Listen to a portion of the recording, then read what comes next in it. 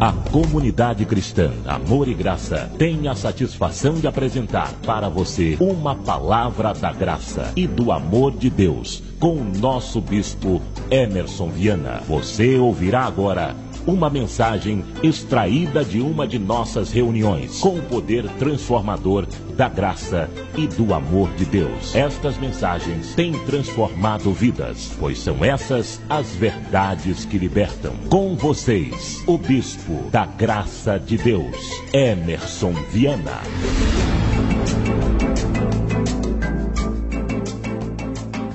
Vamos agradecer ao nosso Deus. Senhor, Deus e Pai, obrigado, Jesus, pela primeira etapa do curso Graça, por estarmos aqui, Senhor, recebendo a Tua palavra, e te peço, ilumina os olhos do nosso coração, para podermos compreender tudo que o Senhor tem para nós. Obrigado por cada irmão que o Senhor traz hoje para congregar. Amém, graças a Deus. Bom, no curso Graça deste ano, nós verificaremos algumas revelações do Apocalipse.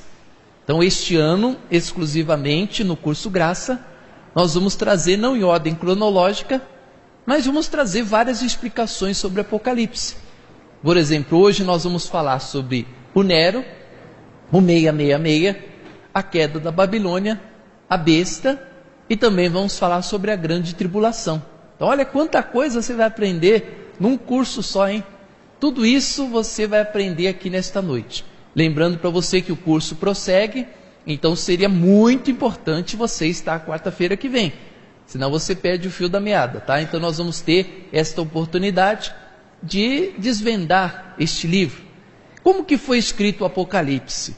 O Apocalipse foi escrito assim: no final do século, no primeiro século em que Jesus nasceu, João estava preso na ilha de Patmos, escrevendo o Apocalipse.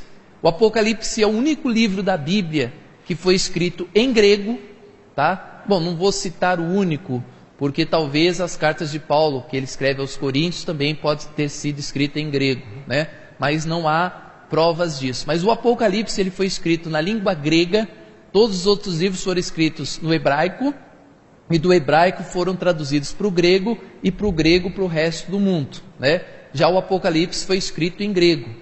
E João escreveu o Apocalipse, ele estava preso na ilha de Patmos, praticamente no fim do século, então ele escreve este livro.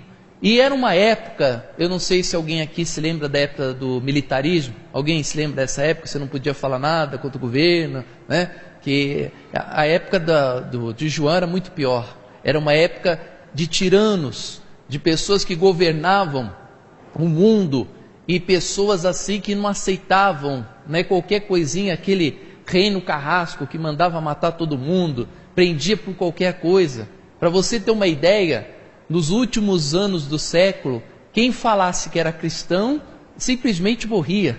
Hoje você vê aí uma facilidade tão grande, Você tem liberdade de culto, de expressar que você é de Deus, e tem um monte de gente covarde, medrosa, que qualquer coisinha já está se afastando de Jesus, da igreja. Gente, imagine, no passado, na época de João, na época de Jesus, se você falasse eu sou cristão, eles mandavam te matar. Você era preso, açoitado. Na época de João, aqui do Apocalipse, se alguém falasse que era cristão, o imperador mandava jogar na arena, as pessoas perdiam a vida, e o movimento crescia cada vez mais pessoas adorando Deus. Imagine se hoje fosse assim. Tem pessoa que, por causa aí de bala perdida, de não sei o que, de matança, tem medo de vir na igreja à noite, por causa de coisas pequenas. Imagina naquela época, se você falasse eu sou cristão, você pagava com a tua vida, Então olha só a diferença da época passada para a época de hoje.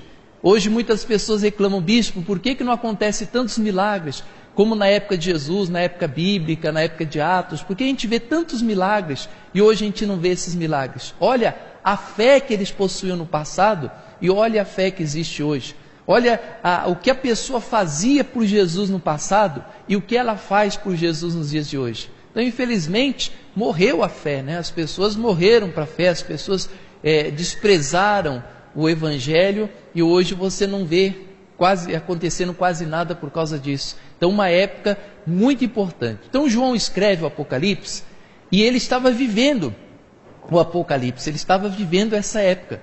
E você sabe que o próprio Jesus falava por parábolas, para que só compreendesse, né, o que Jesus estava falando dos seus apóstolos, só aqueles que eram as ovelhas. O caso de João já não foi esse. Ele teve que escrever em parábolas, ele teve que usar figuras para que o livro conseguisse sair da prisão e fosse para a igreja, ou para as igrejas que João desejava que elas fossem. Então João jamais poderia falar claramente contra o Império Romano, né, contra o imperador. Você vê, Jesus, eles procuravam alguma falhinha pequena para prender Jesus. Imagine na época de João, que a coisa estava muito pior, né, se João falasse alguma coisa contra o imperador. Então cada vez que ele ia falar contra o império, que ele ia falar contra Roma, que ele estava citando, ele precisava usar figuras. Por isso que você vê figuras na Bíblia, ele fala, saiu um grande dragão, que possuía 7 cabeças, não sei quantas caudas, não sei quantas patas. E tem pessoa que fica pensando no dragão com 7 cabeças. Isso eram figuras que ele usava. Nunca existiu dragão com cabeça, com essas coisas. Isso aí eram impérios, países, governadores, tiranos que estavam aprisionando o povo. Então cada imperador, cada governador de cada país, ele usava uma figura. Um ele chamava de besta, outro ele chamava de anticristo, outro ele chamava de falso profeta, o outro lá, o maior, ele chamava o grande dragão, né? E tem pessoas querendo traduzir isso para diabo, demônios e não sei o quê. Então umas figuras que não tem nada a ver. O Apocalipse você tem que traduzi-lo, né? Você tem que se colocar no lugar de João, o que João estava passando, conhecer a história, né, da época de João, para você interpretar o Apocalipse. Então é isso que nós vamos fazer. Nós vamos para o passado agora, vamos viver como se nós estivéssemos no lugar de João, vivendo o que ele viveu, a época que ele viveu, e vamos traduzir então o Apocalipse, né, para compreendermos tudo que João quis escrever. Tá bom? Bom, um pouco antes de ir à cruz, Jesus advertia aos seus discípulos sobre a chegada da grande tribulação. O que o Apocalipse mais traz? O que ele mais traz? Tribulações, não são? É isso, não é? O que mais Apocalipse traz é o quê? Grande tribulação, né? E isso aqui é muito bacana nós entendermos. Antes de compreender o Apocalipse, você precisa entender sobre a tribulação. Ele disse que os próximos dias, Jesus, né, seriam muito difíceis, ao ponto de Jerusalém ser completamente dizimada. Então a profecia de Jesus falou, olha, em breve Israel será completamente destruída. Quando João estava preso na ilha de Patmos escrevendo Apocalipse, Israel já tinha passado há muito tempo. Israel já não existia mais. Se você pegar a cronologia bíblica, que é o final de cada Bíblia, quase todas têm a cronologia, você vai observar que chega uma hora que os governadores de Roma, os governadores de Israel, eles desaparecem, né? Porque tem a cronologia dos imperadores, né, do lado esquerdo, e no meio tem os governadores. Por exemplo, vamos ver se você sabe distinguir um imperador de um governador. Por exemplo, Herodes, ele era o quê? Governador ou imperador? Herodes era o quê? Governador, né? Pilatos era o quê? Imperador ou governador? Imperador. Meu Deus do céu, vocês estão mal, hein? Pilatos era governador de quem? De Israel. Ele governava. Quando pegaram Jesus, levaram a quem? Levaram a Pilatos. Pilatos estava em Roma? Porque o imperador governava de Roma. Jesus foi levado até a Itália para ser crucificado? Não. Então Pilatos era o quê? Governador. Nero era imperador ou era governador? Imperador, né? Então a diferença do imperador, então por exemplo, Herodes, aqueles Herodes todos que você ouve falar, todos eles eram governadores. Depois de Pilatos, parece que tem mais um outro aí, depois desaparece, você não vê mais na cronologia o governador de Israel, não tinha mais governador. Por quê? Porque quando um imperador chamado Vespasiano, que na Lapa tem até a rua Vespasiano, né? Quando ele passou a assumir, ele mandou destruir Jerusalém. Então no ano 70 depois de Cristo, Jerusalém foi dizimada. Isso você encontra na internet, pesquisando, e na própria Bíblia você encontra isso aí, tá? Então vamos voltar aqui ao estudo. Então Jesus, ele disse que nos próximos dias seriam dias muito difíceis, ao ponto de Jerusalém ser completamente dizimada. Não é necessário muito estudo da história para sabermos que as profecias do Senhor Jesus foram fiéis, pois conforme ele confirmou, em menos de uma geração, ou seja, 40 anos, tudo se cumpriu. Em Mateus 24, 3, nós encontramos a seguinte escrita: estando ele, Jesus, sentado no Monte das Oliveiras, chegaram-se a ele os seus discípulos em particular, dizendo: declara-nos quando serão essas coisas e que sinal haverá. Então eles fazem duas perguntas, da tua vinda e da consumação do quê? Do século. Veja, não é o final. Ele não pergunta que sinal haverá da consumação dos séculos no plural. Eles perguntam, que sinal haverá da tua vinda e da consumação desse século, dos 100 anos que nós estamos vivendo aqui. Respondeu Jesus: acautelai-vos, que ninguém vos engane. Aí ele fala da grande tribulação, porque muitos virão em meu nome dizendo: eu sou o Cristo, e certamente enganarão a muitos. Ouvireis falar de guerras, rumores de guerras. Vede, não vos assusteis, porque é necessário assim acontecer, mas ainda não é o fim.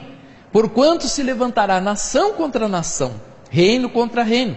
Haverá fomes, terremotos em vários lugares, porém tudo isso é o princípio das dores. Então sereis atribulados, vos matarão, sereis odiados de todas as nações por causa do meu nome. Neste tempo muitos vão de se escandalizar, trair e odiar uns aos outros. Levantar-se-ão muitos falsos profetas, enganarão a muitos. E por se multiplicar a iniquidade, o amor se esfriará em quase todos. Aquele, porém, que perseverar até o fim, será salvo. E será pregado este evangelho do reino por todo o mundo, para testemunho de todas as nações. Então virá o fim, quando virdes o abominável da desolação, de qual falou o profeta Daniel. Quem lê, entenda. Então os que estiverem na Judéia, fujam para os montes. Quem estiver no eirato, não desça para tirar as coisas de sua casa. Quem estiver no campo, não volte atrás para apanhar a sua capa. Ai das que estiverem grávidas e daquelas que amamentam naqueles dias. E orai também para que a vossa fuga não se suceda no inverno e nem no dia de sábado, porque nesse tempo haverá grande tribulação, como desde o princípio do mundo até agora jamais houve e jamais haverá. E se não tivesse aqueles dias sido abreviados, ninguém seria salvo, mas por causa dos escolhidos, tais dias serão abreviados. Então preste atenção, que assim mesmo está escrito na Bíblia, nessa parte que ele fala aqui, porque nesse tempo haverá grande tribulação, como desde o princípio do mundo até agora jamais existiu e jamais haverá. Amém? Então isso aqui é muito importante, porque ele fala que essa tribulação que eles passariam desde o princípio do mundo até aquela hora, e mesmo depois dela, jamais existiria outra parecida com essa. Por exemplo, os judeus na Segunda Guerra Mundial sofreram a maior dizimação, que já existiu na face da terra. Não foi isso que aconteceu? Foi ou não? Não, não foi. A maior tribulação, para você ver como foi grande essa tribulação que eles passaram aqui, na Bíblia está escrito que nunca existiu e nem depois existirá uma tribulação tão grande como essa. Na Segunda Guerra Mundial morreram milhares e milhares de judeus, mas não chegou nem aos pés da tribulação da época de Jesus, que foi muito maior. Então, a coisa, por não existir mídia naquela época, televisão e tudo mais, não existir rádio, essas coisas, a coisa ficou meio abafada. Mas na época de Jesus, naquela época que nós vamos conferir aqui na própria Bíblia, morreu mais gente do que na Segunda Guerra Mundial. Por isso que Jesus falou, olha, tomara que essa tribulação não se dê no sábado, porque sábado é o dia de descanso. Então, já pensou se for nesse dia, vocês estarão de descanso e haverá tribulação?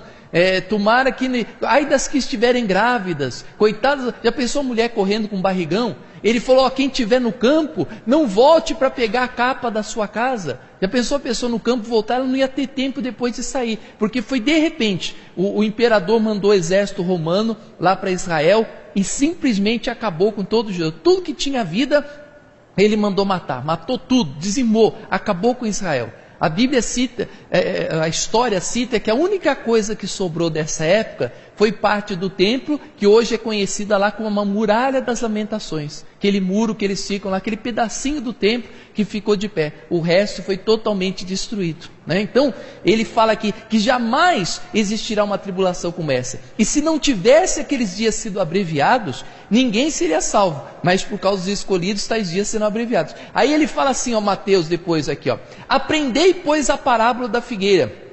Quando já os seus ramos se renovam, as folhas brotam, sabeis que está próximo o verão. Igualmente, quando vides todas essas coisas, sabei que está próxima mesmo às portas. Agora olha só: pois em verdade vos digo, que não passará esta geração sem que o quê? Sem que tudo isso aconteça.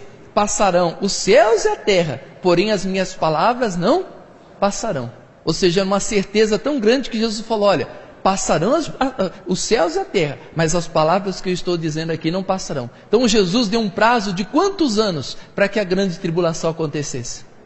40. Ele falou, não passa de 40 anos. E se você pegar a cronologia bíblica, que a maioria das Bíblias tem, você vai ver que quando Vespasiano, né, que foi imperador de Roma, ele assumiu no ano 69. Um ano depois, ele mandou acabar com Israel, mandou dizimar completamente Israel, para se cumprir a grande tribulação, né, que foi a grande tribulação de Apocalipse. Então, a grande tribulação de Apocalipse já aconteceu, e foi no ano 70 depois de Cristo, e o próprio Jesus, quando ele falou da grande tribulação, ele disse o quê? Que não passaria essa geração sem que tudo isso acontecesse, né?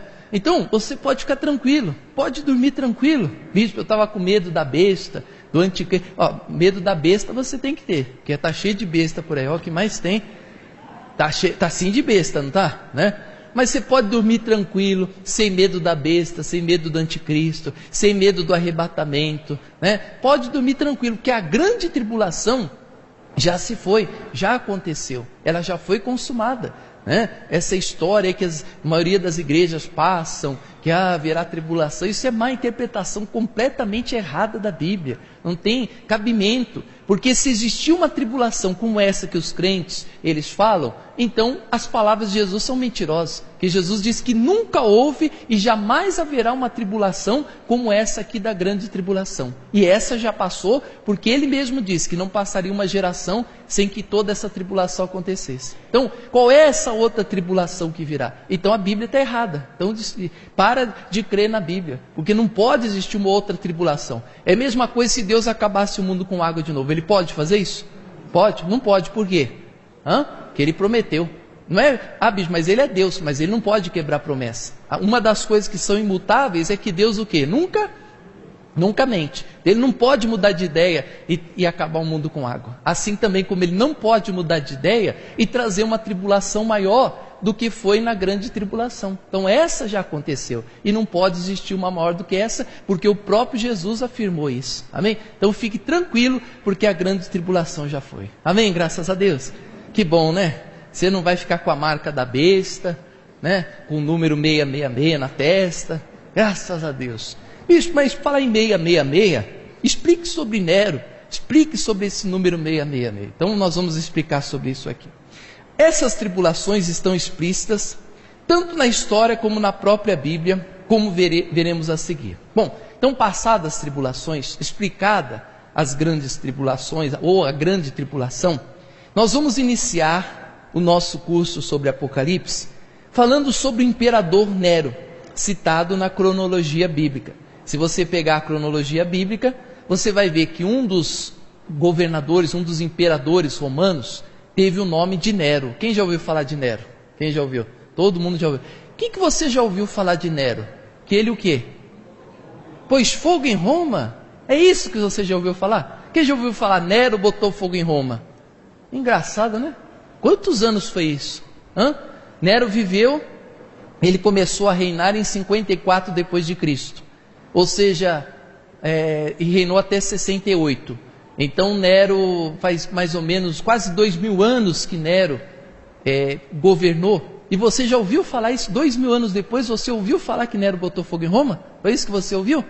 Tem certeza disso? Bom, então vamos iniciar aqui falando sobre Nero. Abra sua Bíblia em Apocalipse, capítulo 18, versículo 1. Então vamos ler, vamos entender aqui se essa história que você falou aí é verdade ou não. Será que Roma pegou fogo?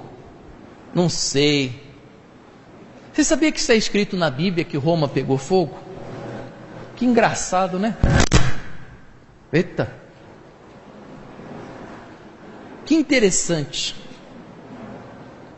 Apocalipse,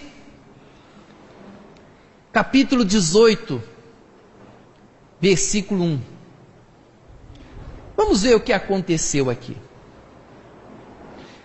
Quando a gente fala que Roma governava o mundo, não pense, tire do seu pensamento América do Norte, América Central, América do Sul, Austrália, esses países, esses continentes, eles nem pensavam em ser descobertos ainda, né?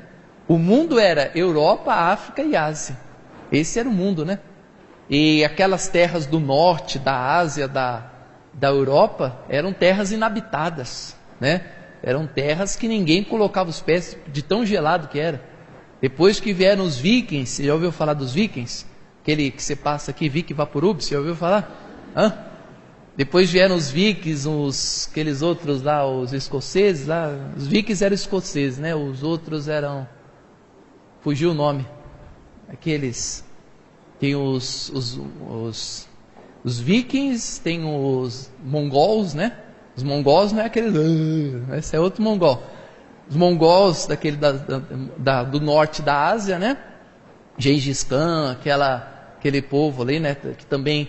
E além dos vikings... os bárbaros. Vocês não me ajudam em nada, hein, gente? Tinha os vikings, os bárbaros, né? Que foram povos depois que aprenderam a viver no gelo e fizeram as suas fronteiras, né, os seus países ali no norte da Europa. Mas Europa mesmo era lá da Inglaterra para baixo, Alemanha, né? Então Roma dominava tudo isso aí, tanto o sul da Europa, como também o norte da África e aquela parte da Ásia. Então tudo isso estava debaixo do Império Romano. A história diz que quando o exército romano marchava, a mais de 1 quilômetro de distância, se ouvia o barulho das botas. Tum! Né? Para você ver quantas pessoas tinham. Então, era um exército gigantesco. Ninguém ousava enfrentar o exército romano. Até que um dia o senhor Nero botou fogo em Roma. Olha aqui que bacana aqui, ó. Apocalipse 18. Depois dessas coisas, vi descer do céu um anjo que tinha grande autoridade, e a terra se iluminou com a sua glória. Então exclamou com potente voz, dizendo: Caiu, caiu! A grande Babilônia se tornou morada de demônios. Tem pessoas que traduzem, né? A grande Babilônia, Igreja Católica. Oh, meu Pai do céu, que ignorância, né? Bom, covil de toda espécie de espírito imundo, esconderijo de todo gênero de ave imunda e detestável.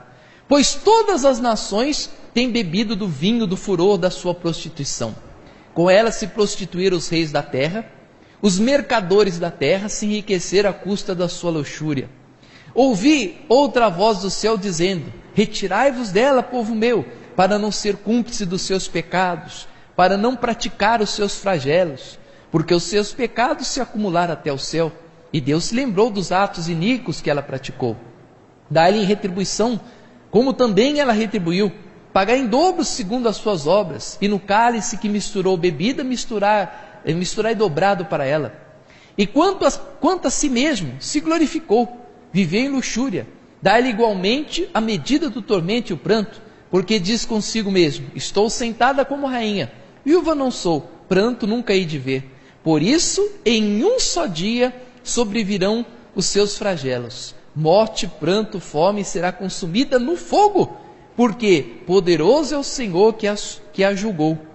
Ora, chorarão e se lamentarão sobre ela os reis da terra, que com ela se prostituíram e viveram em luxúria, quando virem o fumaceiro do seu incêndio. Então, segundo a Bíblia, a Babilônia aqui, a Roma, ela seria destruída com o quê? Um grande incêndio. E conservando-se de longe pelo medo do seu tormento, dizem: ai, ai, tu grande cidade Babilônia, tu poderosa cidade, pois em quanto tempo? Em uma só hora chegou o seu juízo. O fogo foi tão grande, tão imenso, que em uma hora consumiu toda a cidade, acabou com Roma, para você ter uma ideia de quão forte foi esse incêndio, né? E sobre ela choram e planteiam os mercadores da terra, porque ninguém jamais compra as suas mercadorias. Aí ele vai falar um monte de mercadoria que, por favor, eu vou pular, o versículo 12 e 13, não me faça ler tudo isso aqui, ó. Bom, o fruto sazonado com a alma, versículo 14, tanto apeteceu que se apartou de ti, para se extinguir tudo o que é dedicado e esplêndido, e nunca mais serão achados os mercadores dessas coisas, que por meio delas se enriqueceram, conservação de longe, pelo medo do seu tormento, chorando e planteando, dizendo: ai, ai, grande cidade, que estava vestida de linho fino, púrpura de escarlata, adornada de ouro e pedras preciosas, e também de pérolas. Então, e veja que a própria Bíblia cita a cidade, né, que estava dessa maneira. Porque em uma só hora ficou devastada tamanha riqueza, e todo piloto e todo aquele que navega livremente, os marinheiros e quantos labutam no mar, conservam-se longe. Então estão vendo a fumaceira do seu incêndio e gritando: que cidade se compara a esta grande cidade? Lançam pó sobre a cabeça e choram, pranteando, gritando: ai, ai, da grande cidade, na qual se enriqueceu à custa dos que a possuíam, os navios do mar à custa da sua opulência, porque em uma só hora foi devastada. Amém? Então aqui está a história bíblica sobre um grande incêndio que acabou com a grande cidade chamada Roma, né? E aqui a destruição completa da Babilônia. Bom, vamos lá, prosseguir aqui. Então, em Apocalipse 1, encontramos a queda da Babilônia, ou se preferir, do Império Romano. Veja alguns versículos importantes. Por isso, em um só dia sobrevirão seus flagelos, morte, pranto, fome, e será consumida pelo fogo, porque poderoso é o Senhor Deus que a julgou. Ora, chorarão e se lamentarão os reis da terra, os que com ela se prostituíram, ao virem a fumaceira do seu incêndio. Nota, certamente você já ouviu falar que quem colocou fogo em Roma foi Nero. Após esse episódio, o Império Romano começou a perder a sua majestade. Fogo. Em junho de 64, é a data exata, tá? Foi a época que Roma pegou fogo. Todo mundo tinha certeza de que Nero era o culpado, apesar de até hoje ninguém ter conseguido provar o envolvimento direto do imperador. Será que vamos conseguir provar hoje? Não tem mais como provar, né? Tem como provar? Tem como provar? Vamos interrogar Nero? Vamos interrogá-lo? Não dá mais, né? É que nem aquele caso da menininha, né? Todo mundo sabe que o pai atirou, mas não tem como provar, né? Tá lá, né? Você viu o caso da menina que, né, caiu do prédio? Quem tem certeza que foi o pai que matou a menininha? Aquela que ele tirou do prédio lá? Você ouviu a história, gente? Vamos participar. Quem tem certeza? É esse mesmo. Quem tem certeza que foi ele que matou? Mas não tem como provar, né? É verdade, mas só estava ele lá, né? Então não tinha como não ser uma outra pessoa. Então tem o caso, mas não tem como provar. É o caso aqui do Nero, né? Todo mundo sabia que ele era culpado, mas provar que ele não confessou o crime. Então, até hoje fica essa incógnita. Incêndios eram comuns em Roma. A cidade tinha muitos condomínios, de 3 ou 4 andares, feitos de madeira, né? Naquela época a alvenaria era raro, né? E dividido por várias famílias. Mas nunca havia acontecido um incêndio tão destruidor como daquele verão. Diz Gregory Warden, arqueólogo e professor da Universidade Metodista dos Estados Unidos, a famosa imagem de Nero tocando lira, cantando no teto de um dos seus palácios, enquanto Roma virava fumaça, foi muito divulgada pelos seus inimigos. Completa. O fato é que Nero aproveitou o incêndio para construir palácios e aumentar o ataque aos cristãos. Onde pegou fogo, construiu o palácio.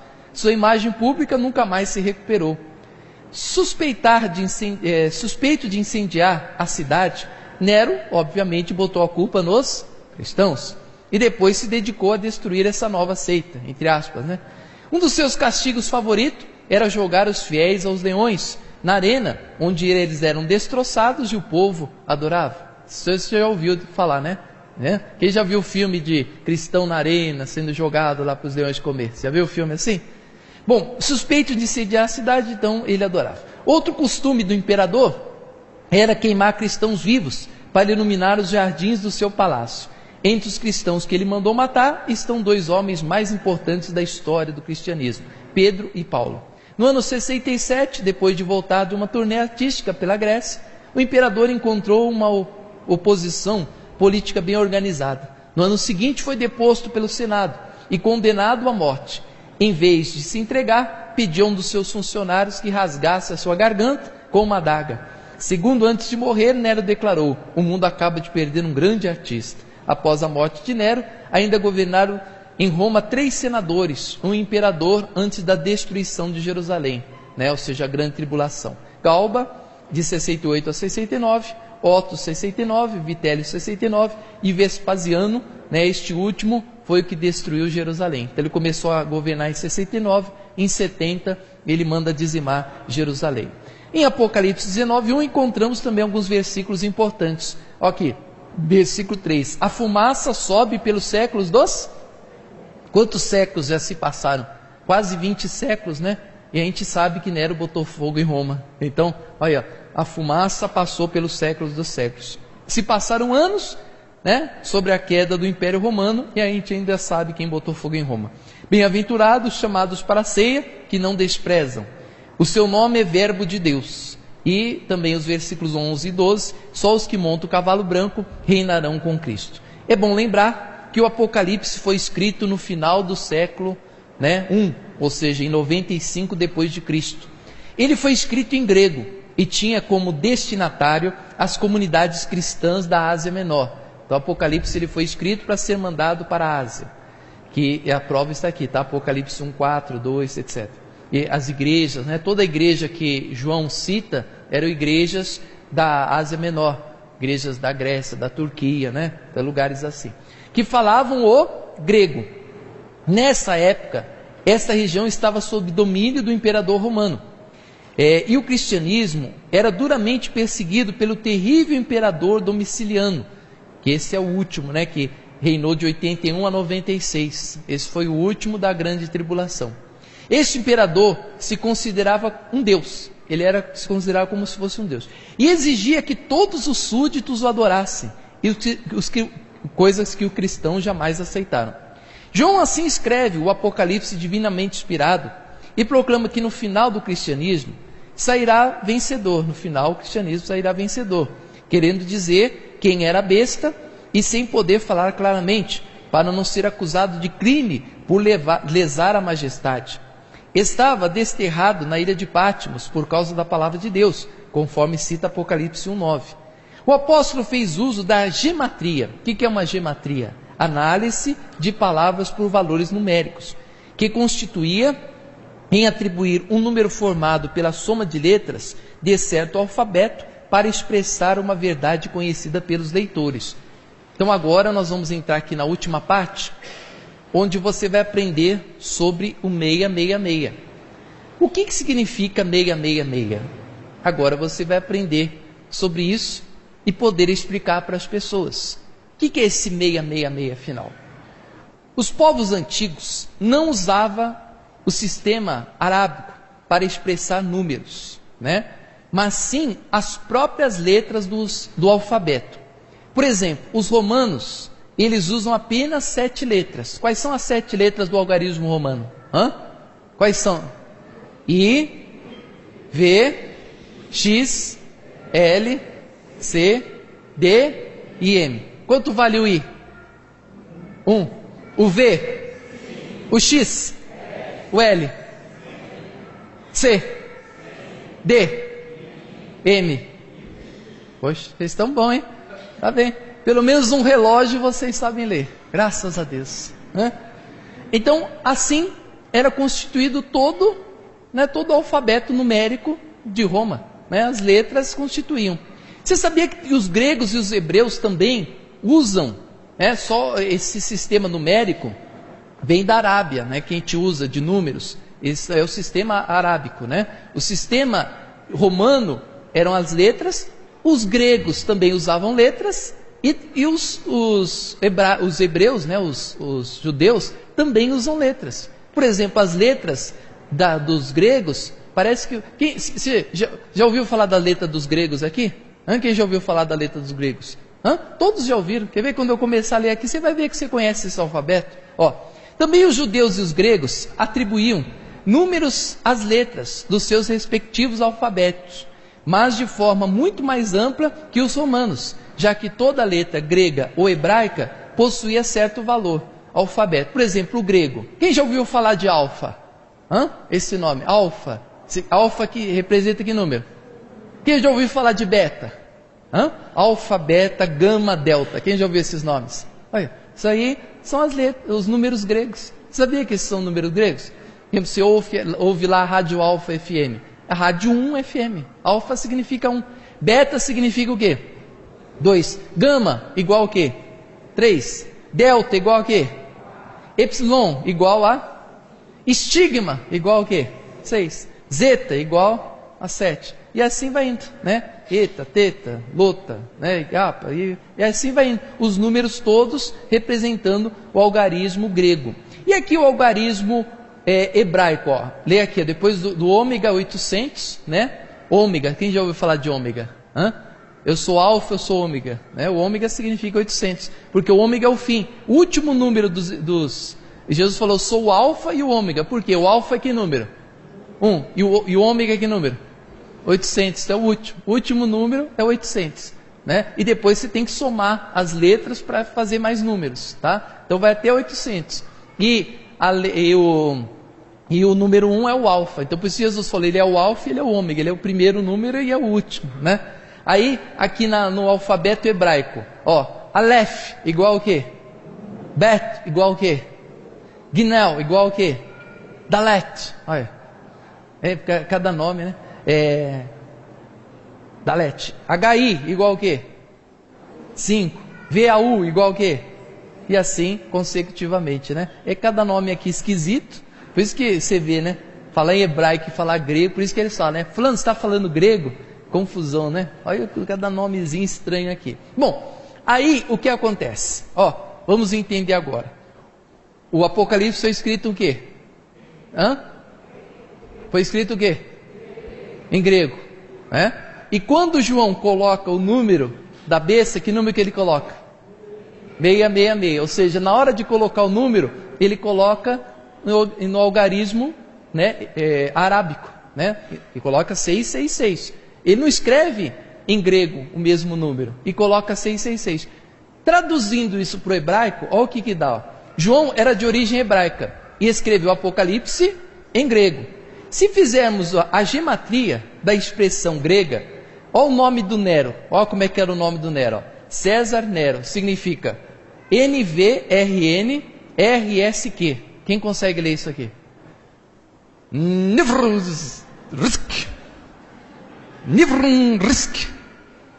Acho que é isso aqui, né? Estou lendo certo? Nivrunrisk. Por isso que é falar em grego, né, gente? O negócio é complicado, né? Outra linguinha. Agora, manda eles falarem também César Nero. Em português, vocês vão ver se eles conseguem. Chega lá pro judeu, fala aí César Nero, né? O repórter que quis tirar sarro do americano, falou para ele, fala aí Luxemburgo. Aí o americano, Luxemburgo. Não é Luxemburgo, é Luxemburgo. Luxemburgo, né? Parecia aquele cara lá do Pantera Cor-de-Rosa, Bamburger, né? Bamburger. Não conseguia falar de jeito nenhum. Né? O americano fala, duvido o americano falar X, ele não consegue. O americano não consegue falar X, né? Lutzen, ele fala, o X dele é tss, né? Ele não consegue falar X, não consegue, né? Coisa engraçada. E o judeu, o grego não consegue também falar Nero César, ele não consegue falar. Mas a gente não consegue falar NVRNR. Isso aqui quer dizer o quê? César Nero. Olha, essa é a tradução. Usando o alfabeto hebraico, totalizaremos 666. Pois, aqui, na listinha aqui do hebraico, na última lista aqui, o N é igual ao quê? 50. O V é igual ao quê? Mas como assim V é igual a 6? Val, né, que é o sempre a primeira letra que é usada, né? Então o V é igual a 6. O R, né, igual o quê? 200 aqui, hash, né, igual a 200, então a primeira letra. R igual a 200. N de novo igual ao quê? 50. R de novo igual ao quê? 200. S igual ao quê? E Q igual ao quê? 100, ou seja, 666. Então, 666, quando ele colocou, ele escreveu tudo. Por isso que ele fala assim, ó, quem tem sabedoria, calcule, porque não é número, é nome de homem, né? Ele coloca ali, ele mesmo fala no Apocalipse, para a gente fazer um cálculo, para saber quem é o 666. O cálculo é o seguinte, é só você pegar o 666, passar para o alfabeto hebraico, né, para numeração hebraica, que você vai ter o nome da pessoa que ele estava falando. Quem que ele estava falando? O Nero César, né? Ou seja, o imperador é o 666. Amém? Que fácil, né? Só você usar a tabelinha, você sabe quem é o 666 que ele estava falando. Aqui, ó. Vamos lá, prosseguindo aqui, ó. As comunidades da Ásia Menor falavam grego, mas conheciam os caracteres hebraicos. João fez o quê? Misturou os dois idiomas, ou seja, o grego e o hebraico, por esse fato. Se acaso o livro caísse nas mãos das autoridades romanas, que não conheciam o hebraico, não colocaria em risco seus leitores. Nero, 67, né, que morreu em 67, foi o primeiro grande perseguidor, na realidade 68, né, dos cristãos. E na época foi escrito o Apocalipse nos anos 90. Domiciliano voltava a perseguir os cristãos com maior força e crueldade. Era o novo Nero. Esta outra evidência levava os estudiosos a interpretar que a besta do Apocalipse era o próprio imperador romano, perseguidor dos cristãos. Ou seja, o imperador que estava dominando agora, né, que era o anticristo, a besta, aquele que se levantava contra o povo. Em Apocalipse 17, 10, 11 está escrito assim, ó, reafirma as interpretações. Este versículo ele diz, ó, são também 7 reis, dos quais 5 já caíram. Um existe e outro ainda não veio, mas quando vier, deverá permanecer por pouco tempo. Oh, pai, que gritaria. Então, aqui, ó, a Bíblia cita, ó, então os 7 reis, os 5 já caíram. Um existe, o outro ainda não veio, mas quando vier, vai durar pouco tempo. A besta que existia e não existe mais, ela é o próprio 8º e também um dos 7, mas caminha para a perdição. Os reis de que se trata o texto são os imperadores romanos. Considerando cronologicamente, se você pegar na Bíblia, você vai achar os seguintes imperadores. A partir da vinda de Cristo até a redação do livro de Apocalipse, como está escrito aqui, né? 5 já caíram. Quais são os 5 que caíram? Augusto, Tibério, Calígula, você ouviu falar de Calígula? Cláudio e Nero. Esses 5 já tinham caído. Um existe, Vespasiano, né? Que era a época que ele estava ali, ainda sob domínio de Vespasiano. E um durará pouco tempo, Tito. Quando Tito veio, ele reinou de 79 a 81, ou seja, só 2 anos. E a besta é o 8º rei, Domiciliano. Então, tanto nessa parte do 666, como também aqui, nessa tradução aqui, nesse trecho aqui, prova sobre os imperadores, né? Então, se você pegar na cronologia bíblica, você vai ver exatamente o cumprimento desses 5 imperadores. Até esse que durou pouco é o Tito, né? Que você vê, só reinou 2 anos. E a besta era o próprio imperador Domiciliano, que estava de 81 a 96.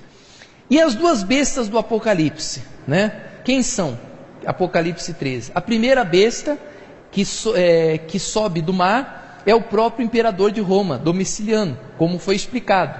O mar é o mar do Mediterrâneo, onde se localiza Roma, a capital do império. A sua autoridade vem de Satanás, ou seja, um adversário da igreja. As palavras de blasfêmia que proferem se referem ao culto da adoração ao imperador e Domiciliano, imposto a todos os povos do império. A segunda besta que sai da terra, classificada também como falso profeta em Apocalipse 16, é a ideologia do culto imperial, favorecida pelas religiões pagãs. A prostituta significa a Roma pagã, ou seja, idólatra. E os reis da terra que se prostituíram com ela são os povos que adotaram o culto de adoração ao imperador. De maneira figurada, 666 pode ser o símbolo também de toda força, cultura, pessoa que combata a Deus e a sua santa igreja. João dizia no século I que o anticristo já estava no mundo. Amém? Diga graças a Deus, amém.